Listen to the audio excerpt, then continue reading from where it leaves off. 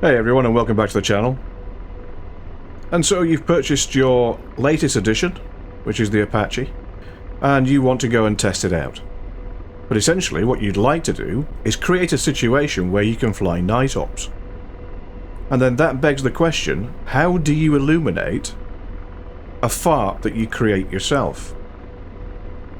Well, I'll show you how to do that in this particular video. So stick with me, and let's take a look.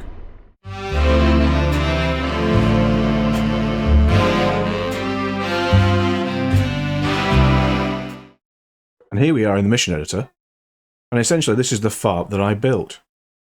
So if we zoom in, I've got FARP tents, I've got a TACAN beacon, I've got all the FARP ground units that are required, put in a few helicopters, and here is how I set up the lighting. So what I have is I've used cargoes, I've used the ISO container, and then beneath that I've actually placed, using combined joint task forces, a love tiger. A love tiger. And that is what provides the illumination. So what I've done is I've put 4 of these in. So that's the 1, 2, 3, and 4. And the reason why I use the cargoes is, 1, it's more aesthetically pleasing for me personally. And 2, it doesn't matter in which order that you place the vehicles on the ground. And I'll explain. Basically, I can place a cargo like this on the floor and then put a tiger into it, and it will remain inside it. It won't sit on top of it. If you use an alternate cargo, i.e. this one, so container brown, which for me, my personal opinion is they're not as aesthetically pleasing as the cargo. If you place the cargo down first, or the container down first, and then place the vehicle inside it, or you think you have, it will actually sit on top of that particular container. So if you're going to use any of the other containers that are statics, then please place the vehicle first and then the container. If you do it using my method, which is the ISO container, then that won't matter.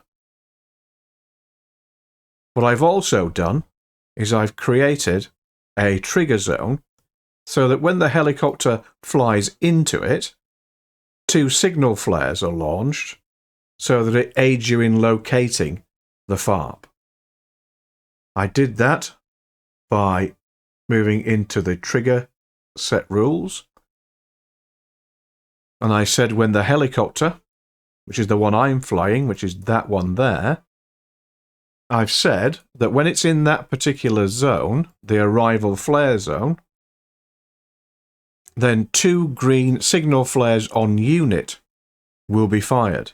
And the unit that I've selected is this particular unit here.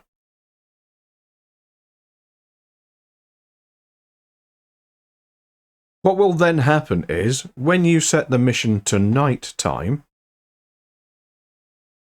those vehicles will switch on their headlights, and their headlights will illuminate this whole area.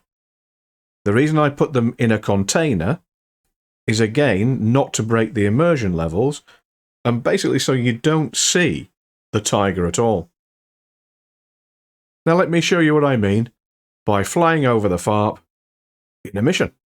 Okay, so here we are in the mission map now, and essentially I'm in active pause, and just for the tube of view I've increased the gamma quite significantly, as far up as it will go, just so that you don't see everything as pitch black. So anyway, let's take the active pause off and go and fly towards the FARP.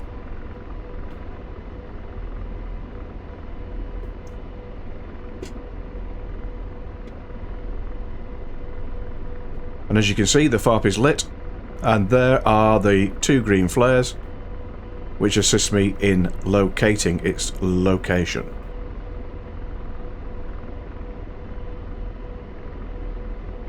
As you can see, it's quite bright down there, and the actual setup works. So there you have it. That's creating a night lit FARP within DCS. I hope you enjoyed that. Hope you found it useful. And I'll catch you all later. Take care now.